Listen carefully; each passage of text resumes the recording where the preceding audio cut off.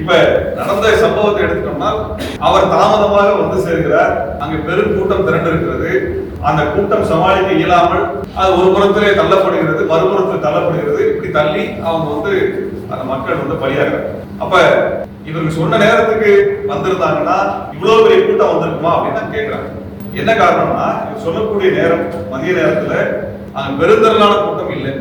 அது சனிக்கிழமை இருக்கும் பொழுது பொதுவாகவே நாங்கள் பொதுக்கூட்டங்கள் வைக்கும் பொழுது சனிக்கிழமை வைக்கிறப்ப எதை கவனிப்போம்னா சனிக்கிழமை தொழிலாளர்கள் வேலை முடித்து பணி முடித்து வரக்கூடிய நேரம். அவர் சம்பள நாளாக வரும், வார இறுதி சம்பள நாள். சனிக்கிழமை கூட்டனாலே சம்பள நாள் அதை கணக்கில் வைத்து தான் பார்ப்பாங்க. பெருந்திரளான கூட்டம் இருக்கும், வேலை முடிஞ்சு வந்துருவாங்க. அப்ப அவர்களுக்கு வந்து பெருந்திரளாக திரள்வதற்கான வாய்ப்புகள் இருக்கும். இது என்ன இந்த பகுதி, இந்த சம்பவம் நடந்த பகுதியிலே பெருமுறை உழைக்கிற மக்கள் இருக்கிறார்கள், அன்றாட கூலிகளாக இருக்கக்கூடிய பெருந்திரளான மக்கள் இருக்கிறாங்க. அந்த கூட்டம் பெருந்திரளாக மாலை நேரத்தில் சேர ஆரம்பிக்கிறார். குறிப்பிட்ட நேரம் கடந்து ஒரு 7 மணி நேரம் கடந்து அறிவிக்கப்பட்ட நேரத்திலிருந்து 7 மணி நேரம் கடந்து வரும் பொழுது அது பெருந்திரளாக அந்த பகுதி மக்கள் திரள ஆரம்பிக்கிறாங்க. நாமக்கல்லில் இருந்து அவர் வருகிறார். கிட்டத்தட்ட 40 கிலோமீட்டர் அவர் பயணம் செய்து வரும் பொழுது ஒரு பெரும் கூட்டம் அவரோட வருகிறது.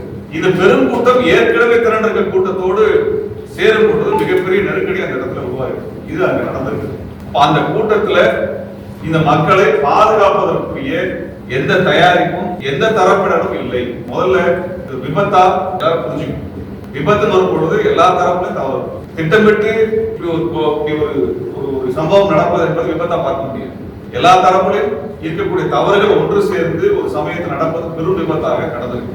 அந்த விபத்துல அரசு தரப்பிலும் குற்றம் இருக்கிறது, இந்த நிகழ்ச்சி ஏற்பாடு செய்தவர்கள் மீதும் மிகப்பெரிய குற்றம் இருக்கிறது. 2 தரப்பும் வந்து பொறுப்பு எடுத்துக்கொண்டு இது அரசியலாக்காமல் இது போன்ற அவலம் அடுத்து நடக்காமல் இருக்கிறதுக்கு என்ன என்பதை அந்த தரப்பினர் வெளியில பேசணும். இலக்கியத்தால் ஒன்றுபட்டு உன்னை போன்ற மக்களே வரலாற்றை படைப்பார்கள்.